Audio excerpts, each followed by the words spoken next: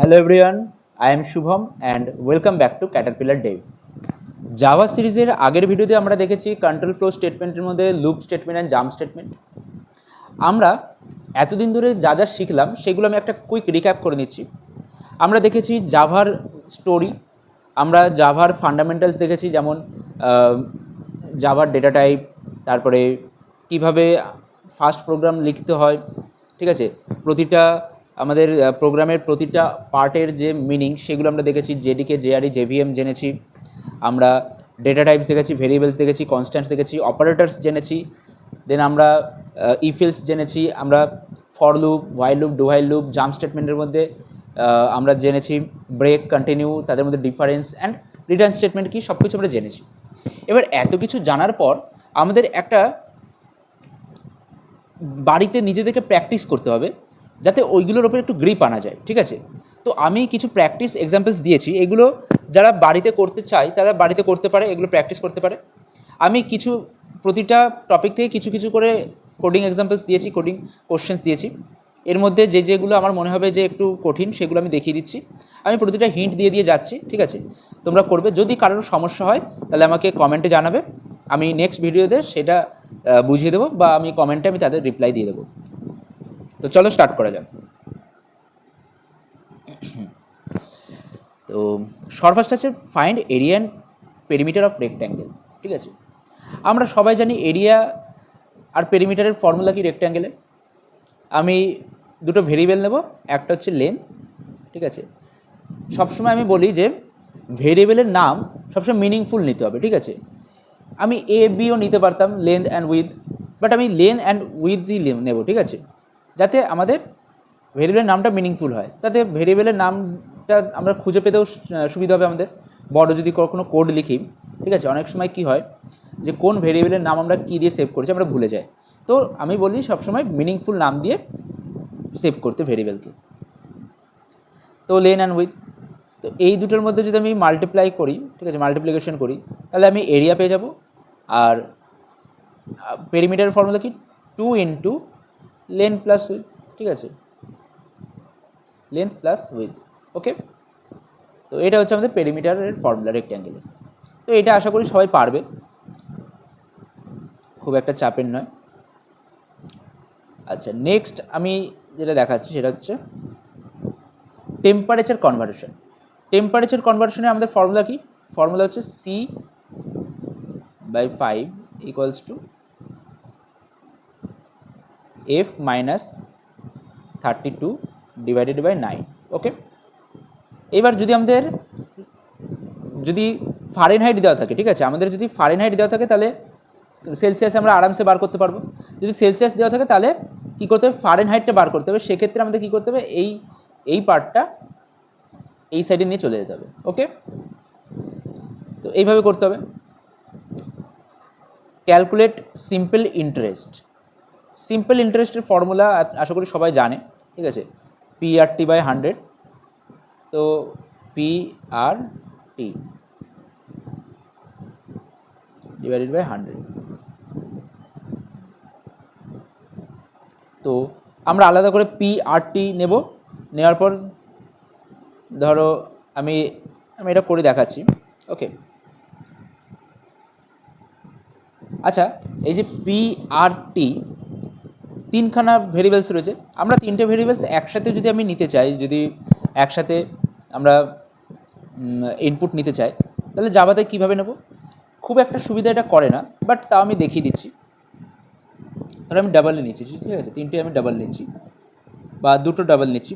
P equals to SC dot next double, okay. এইবার comma দিয়ে আমি R equals to SC dot next double, okay, এরকম লিখতে পারি। এটা খুব একটা সুবিধা কিন্তু করলো না। যদি এইখানে যদি কমা না দিয়ে আমরা, তাহলে আমি পরের এতে আবার ডাবল দিয়ে এরকম লিখতে হতো। তো সেইটাই আমাদের একটু কষ্টটা কমিয়ে দিল, আর কিছুই না। এবার টাইম যদি নিই, T equals to SC dot next int, এটা সবাই আশা করি শিখে গেছে এতক্ষণে যে নেক্সট ডাবল দিয়ে আমরা ডাবল ভেরিয়েবলের ইনপুট নিই, ইন্ট নেক্সট ইন্ট দিয়ে ইন্ট ভেরিয়েবলের ইনপুট নিই, ঠিক আছে। এবার সিম্পল আমাদেরকে double I equals to P into R into T, ঠিক আছে, এটাকে আমি ফার্স্ট ব্র্যাকেটের মধ্যে রাখলাম, তারপরে ডিভাইড বাই 100। ওকে, এইবার এইভাবে আমাদের ক্যালকুলেশনটা করতে হবে, ঠিক আছে। ফার্স্টে পি আর টি ক্যালকুলেশন হবে, তারপরে ডিভাইডেড বাই 100। ওকে, তো এইভাবে আমাদের করতে হবে। যদি আমি নিয়েও দেখি একবার,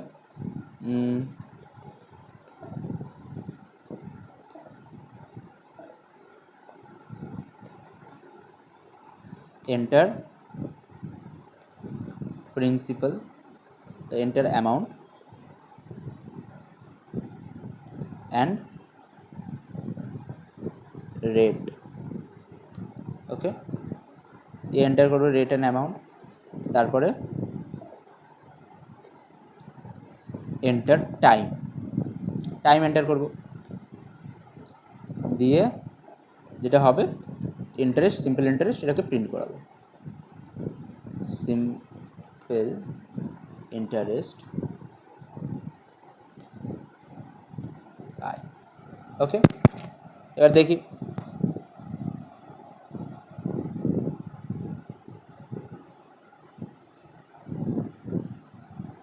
অ্যামাউন্ট ধরো আমি দিলাম 100, আচ্ছা, রেট দিলাম 5% রেট, টাইম 1 ইয়ারের জন্য, তাহলে ইন্টারেস্ট কত, 5 টাকা, 5 রুপিস হচ্ছে আমাদের ইন্টারেস্ট হবে। ওকে, এবার যদি আমি ইন্টারেস্ট হয়ে আমার কত অ্যামাউন্ট হবে, ঠিক আছে, সেটা যদি বার করতে, তাহলে ইন্টারেস্টের সাথে আমাদের প্রিন্সিপাল অ্যামাউন্টটা অ্যাড করতে হবে, এটা আমরা জানি, এগুলো বেসিক ম্যাথস। তো ফান্ডামেন্টালসের এই প্রবলেমগুলো করে নেবে।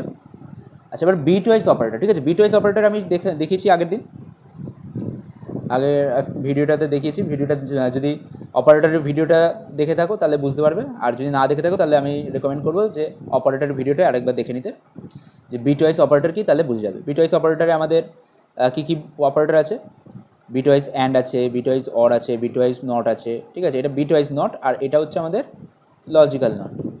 তারপরে আমাদের এই লেফট শিফট, রাইট শিফট, আর এটা খুবই ইম্পর্ট্যান্ট, যেটা হচ্ছে জর অপারেটর, এটা রয়েছে, ঠিক আছে, এটা আমাদের অনেক ক্ষেত্রে কাজে লাগবে, ঠিক আছে, এটাও আমাদের কাজে লাগবে, এইগুলো আমাদের, এই দুটো আমাদের অনেক কাজে লাগে, এই বিট ওয়াইজ অ্যান্ড আর বিট ওয়াইজ জর।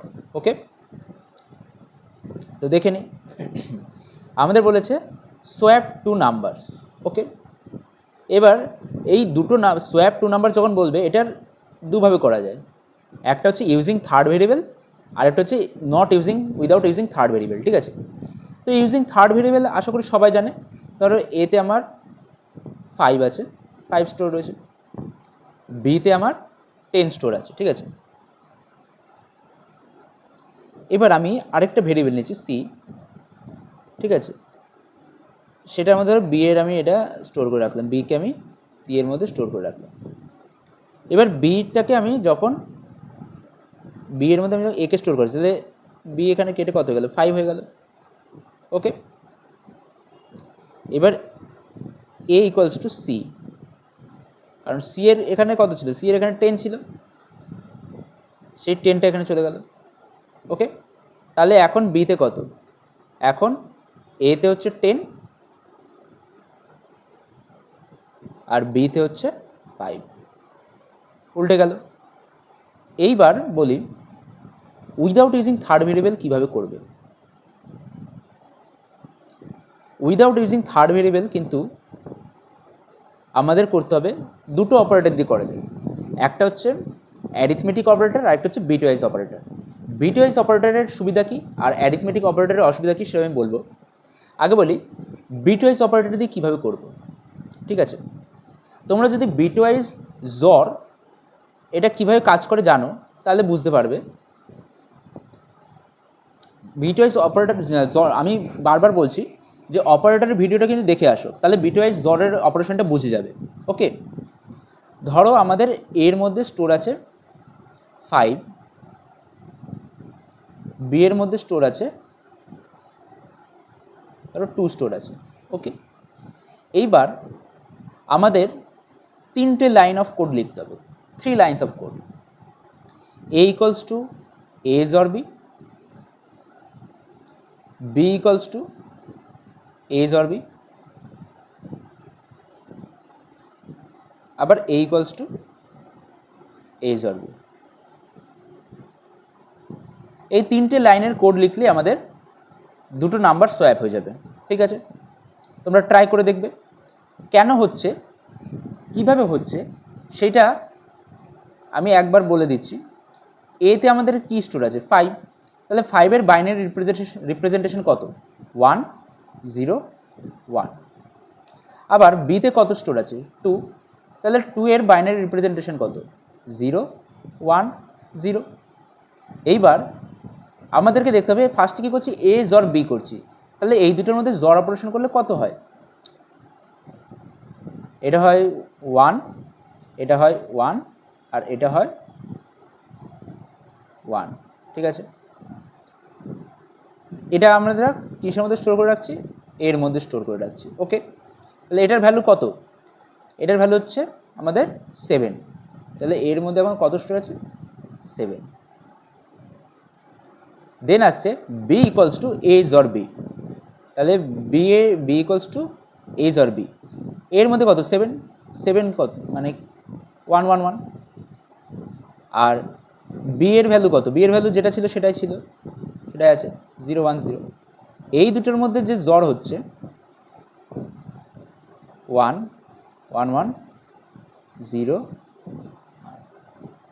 তাহলে বি এর মধ্যে দেখো এই যে এতে কত ছিল 5, সেটা কিন্তু বি এর মধ্যে স্টোর হয়ে গেল, এটা আমাদের বি এর মধ্যে স্টোর হয়ে গেল।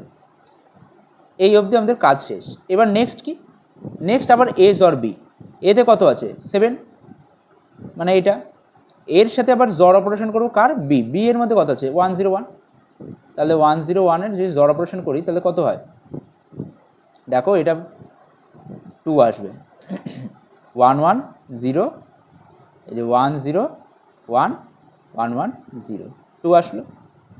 ওকে, বোঝা গেল, তাহলে এটা হচ্ছে 2, তাহলে এর মধ্যে আবার 2 স্টোর হয়ে গেল, তাহলে এইভাবে সোয়াপ হয়ে গেল। এইবার বলি এটা আমরা আরেক রকমভাবেও করতে পারি, সেটা হচ্ছে using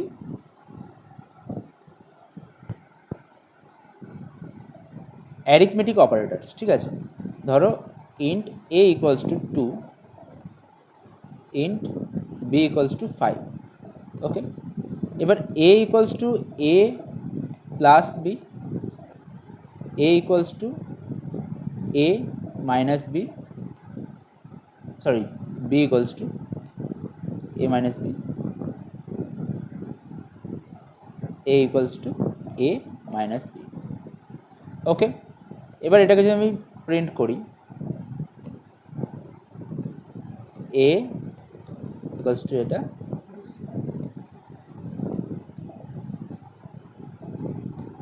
B equals to b, দেখি এবার রান করে কত হয়। দেখো এর মধ্যে 2 ছিল, বি এর মধ্যে 5 ছিল, এখন এর মধ্যে 5, বি এর মধ্যে 2। তো এটা কিভাবে হচ্ছে তোমরা নিজেরা করে দেখবে, ড্রাই রান করে খাতাতে করে দেখবে। ওকে, নেক্সট আসি আমাদের, তো সোয়াপ 2 নাম্বারস পেরে গেলাম। ইভেন অ্যান্ড অড, কীভাবে বিটওয়াইজ অপারেটর দিয়ে আমরা ইভেন অ্যান্ড অড চেক করব। ঠিক আছে, এটা একটু আমি বলে দিচ্ছি, হিন্ট দিয়ে দিচ্ছি।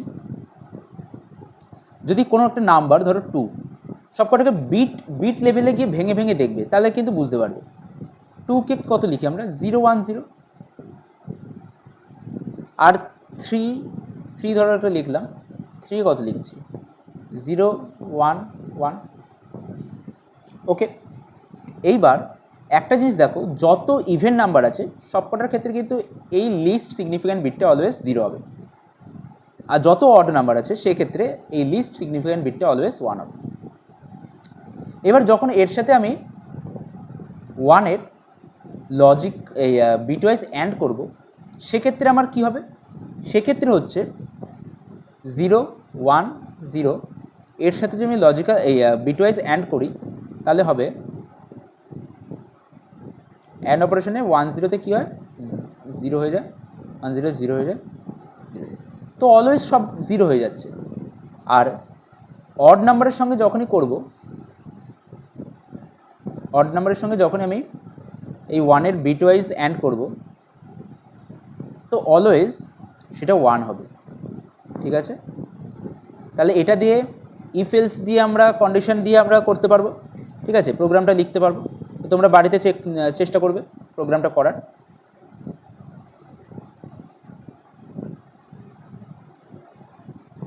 ওকে, তো এই গেল আমাদের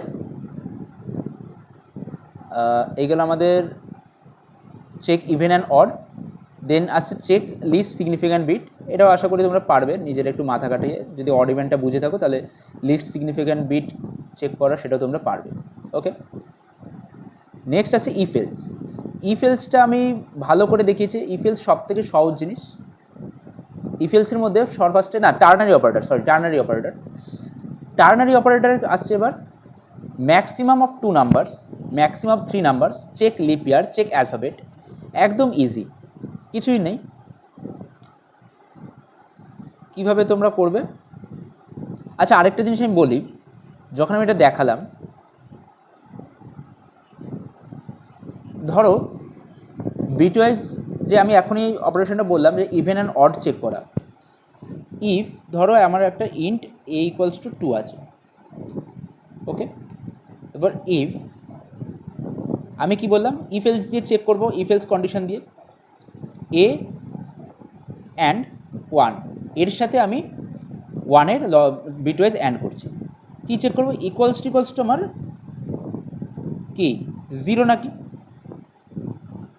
0 নাকি সেটা চেক করতো, তবেই তো এটা কি হবে, এটাকে আমি বলবো যে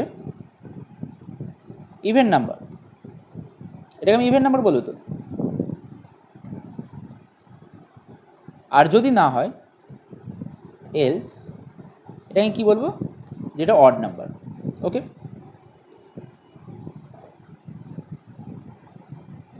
অড নাম্বার বলবো। এইবার ব্যাপার হচ্ছে এইখানে আমাকে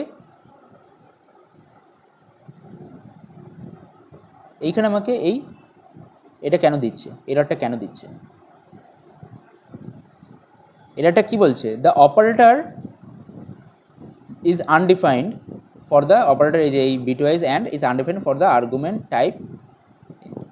তো এইটা কেন দিচ্ছে আমি বলি, অপারেটর প্রেসিডেন্সের কারণে এটা দিচ্ছে। অপারেটর প্রেসিডেন্স কি? অপারেটর প্রেসিডেন্সে যদি আমি দেখি, আগে কি আছে, বিটওয়াইজটা পরে আছে, আগে আমাদের অপারেটর প্রেসিডেন্সে এটা রয়েছে ইকুয়ালিটি চেকিং। তার মানে এই অপারেশনটা আগে হবে, ও আগে এই অপারেশনটা চেক করবে যে 1 ইকুয়ালস টু 0, নো, ফলস, দেন এ, তারপরে বিটওয়াইজ অ্যান্ড দেন ফলস। তাহলে এটা ভুলে যাচ্ছে। তার মানে আমাকে একটা ফার্স্ট ব্র্যাকেট দিয়ে বোঝাতে হবে যে এই অপারেশনটা আমার আগে হবে। ওকে, এই অপারেশনটা আমার আগে হবে।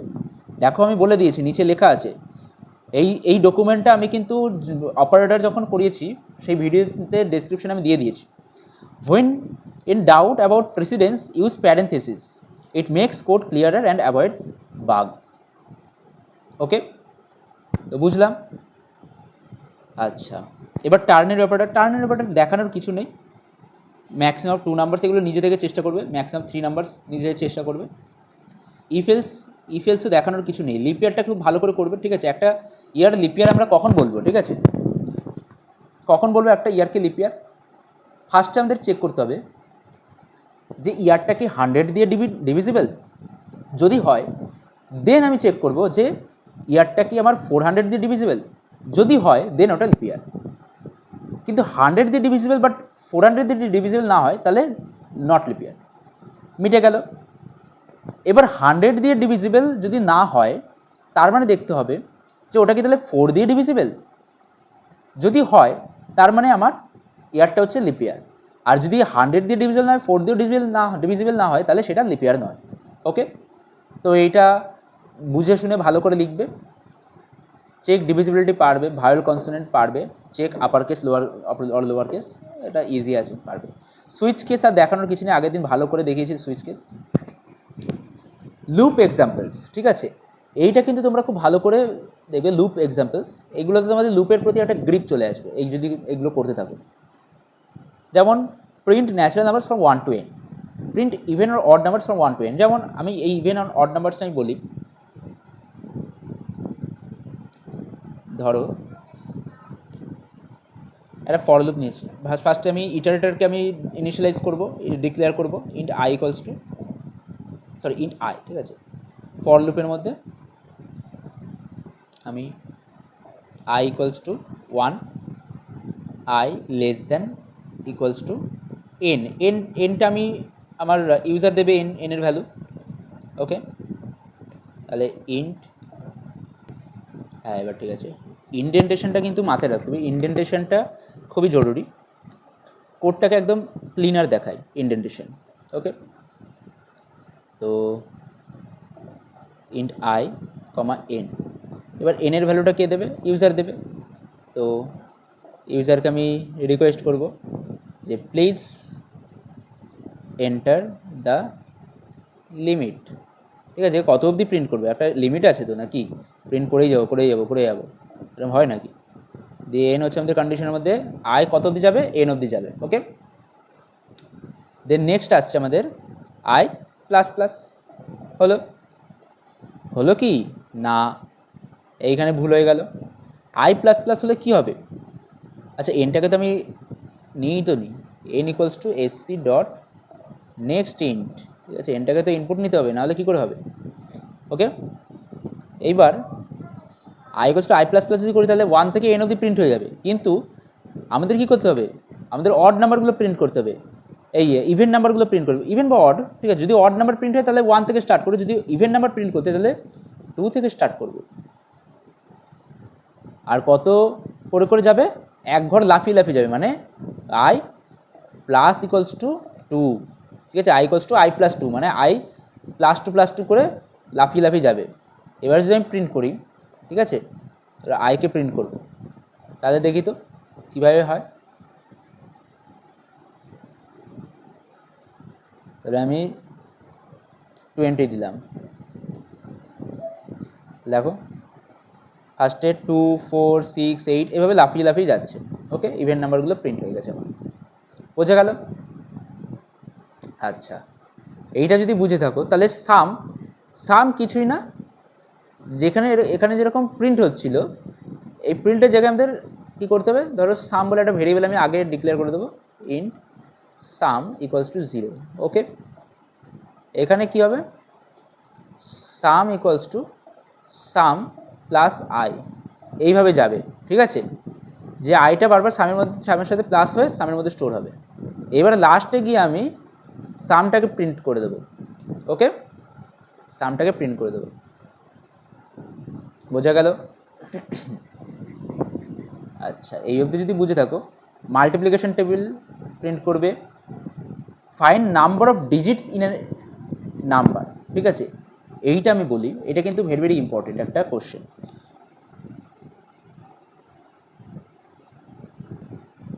আচ্ছা তার আগে আমি একটা জিনিস বলতে ভুলে গেছি, সেটা হচ্ছে আমি বলেছিলাম যে এই বিটওয়াইজ অপারেটরের ক্ষেত্রে আমরা যখন সোয়াপ করব, তো দুভাবে সোয়াপ করতে পারি, একটা হচ্ছে বিটওয়াইজ জর দিয়ে, আরেকটা হচ্ছে অ্যারিথমেটিক অপারেটর দিয়ে।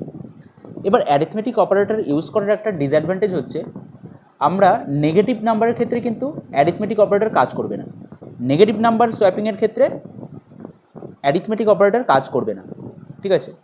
শুধুমাত্র বিটওয়াইজ অপারেটরটাই বোথ আমার পজিটিভ নাম্বার নেগেটিভ নাম্বার দুটোর ক্ষেত্রেই কাজ করে, এটা কিন্তু মাথায় রাখবে। এটা কিন্তু একটা ইন্টারভিউ পয়েন্ট অফ ভিউ থেকে একটা very very important question, TCS এরকম টাইপের কোশ্চেন ধরে, ঠিক আছে। এবার আসি, find number of digits in a number. ধরো একটা নাম্বার আছে 1, 3, 5। এবার আমি কি করে বুঝবো যে এইখানে আমরা চোখে তো দেখতে পাচ্ছি যে এইখানে একটা ডিজিট, এই দুটো ডিজিট, এই তিনটে ডিজিট আছে, কিন্তু আমরা কাউন্ট করবো কি করে? তার জন্য একটা উপায় আছে, ঠিক আছে।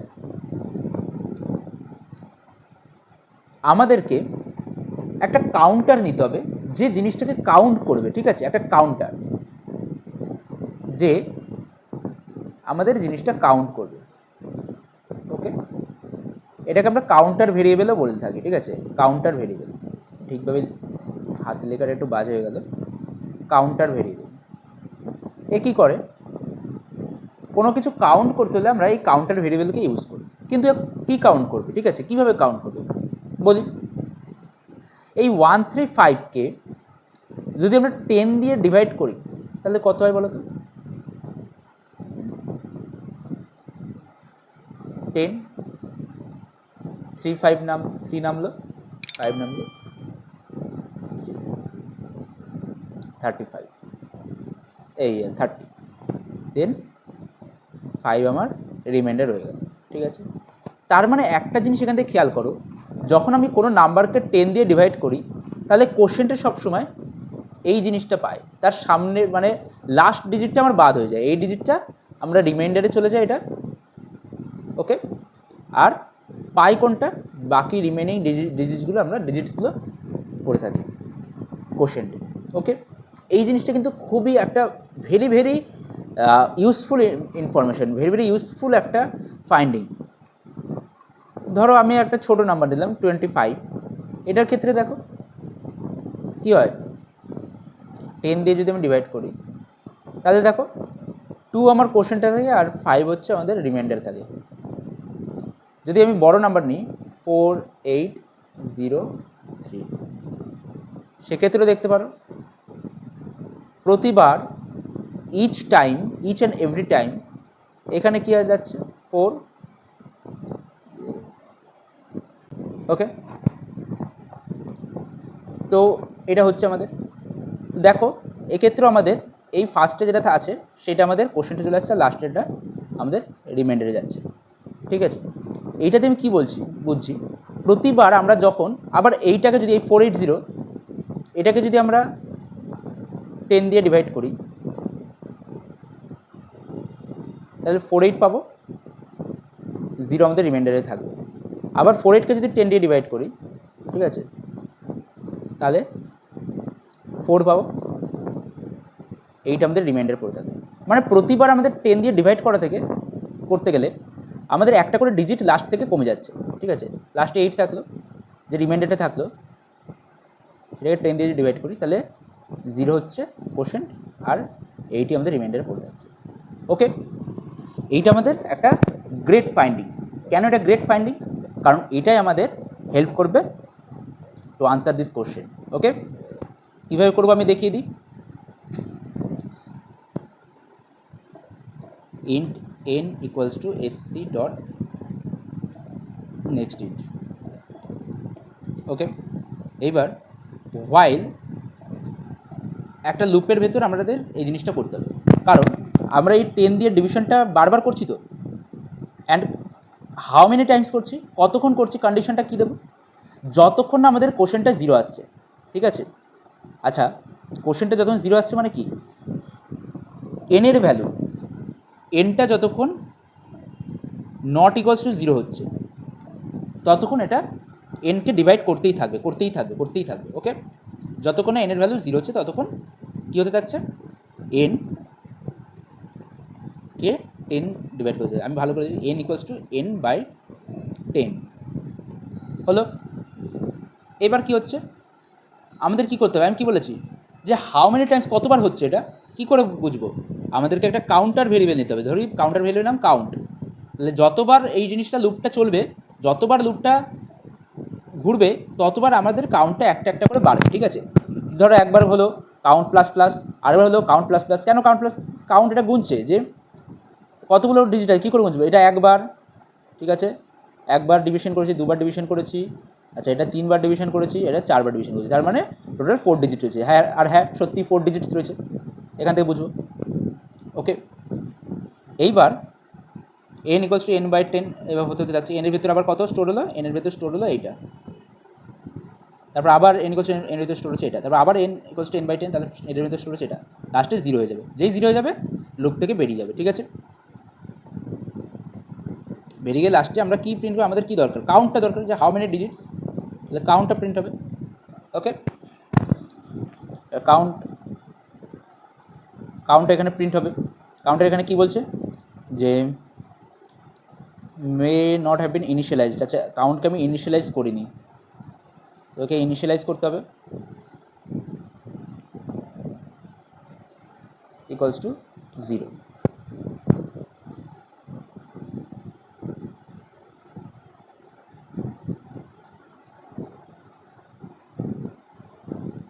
ধর আমি দিচ্ছি 4803, 4 ডিজিটস রয়েছে। বোঝা গেল? আচ্ছা, এইটা যদি বুঝে থাকো, বাড়িতে চেষ্টা করবে এই কোশ্চেনগুলো করার। এই কোশ্চেনগুলো কিন্তু খুবই ইম্পর্টেন্ট। রিভার্সের number, palindromic number, prime number, Armstrong number, perfect number, এই জিনিসগুলো আমি নেক্সট ভিডিওতে আরও ভালো করে দেখিয়ে দেবো, ঠিক আছে? থ্যাংক ইউ, আজকে এই অবধি থাকুক। নেক্সট ভিডিওতে আমি এইগুলো আবার ভালো করে বুঝিয়ে দেবো। Thank you.